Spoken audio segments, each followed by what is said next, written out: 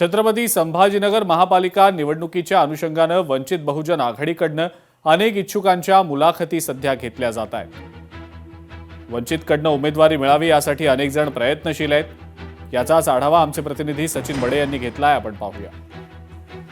आपण जर पाहत असाल तर ही गर्दी तुम्हाला पाहायला मिळते, तिथेही गर्दी आपल्याला पाहायला मिळत असेल, कारण वंचित बहुजन आघाडी या पक्षाकडून महानगरपालिकेसाठी उमेदवारी घेण्यासाठी ही गर्दी पाहायला मिळते। या ठिकाणी अंधार जरी असला तरी या अंधारामध्ये ज्यांना ज्यांना इच्छुक उमेदवार आहेत ते या ठिकाणी मुलाखतीसाठी आलेले आहेत। अर्ज त्यांनी घेतलेले आहेत आणि अर्जानंतर आतमध्ये मुलाखती घेतल्या जातात। आपण पाहताय अंधार आहे, मात्र तरी सुद्धा या ठिकाणी गर्दी जी आहे ती कमी झालेली नाहीये। तर काय सांगाल, एक मोठी जबाबदारी घेऊन तुम्ही या ठिकाणी आलेला आहात, या नगरीमध्ये सुद्धा एक मोठा प्रयोग करताय तुम्ही, नगर परिषद नगरपालिकेमध्ये चांगला विजय मिळाल्याच्या नंतर हा प्रयोग काय सांगतो तुमचा? इथे पहिलेपासूनच बांधणी चांगली आहे।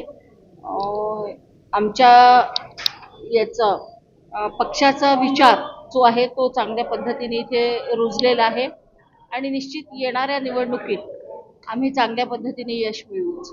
दिवस मावळलाय, बाहेर अंधार पडलाय, तुमची इच्छुक लोक बाहेर अंधारात बसले, किती वाजेपर्यंत मुलाखती चालणार अशा? जोपर्यंत बाहेर लोक आहेत तोपर्यंत चालणारच। म्हणजे मग रात्रीचे 9-10 वाजतील तरी पण? कितीही वाजत, अख्खी रात्र जरी गेली तरी आम्ही इथे आहोत। आपण पाहताय हे छत्रपती संभाजीनगरचे नाहीत, मात्र वंचित बहुजन आघाडीची एक जबाबदारी घेऊन हे उमेदवारीसाठी मुलाखती घेतल्या जात आहेत आणि ही निवडणूक वंचितसाठी महत्त्वाची आहे। त्यामुळे छत्रपती संभाजीनगरमध्ये वंचित बहुजन आघाडीच्या कार्यालयामध्ये रात्र जरी झाली असली तरी इच्छुक उमेदवारांच्या मुलाखती सुरू आहेत। सचिन बडे, लोकशाही मराठी, छत्रपती संभाजीनगर। लोकशाही मराठी, ऐका, पहा, जागरूक रहा।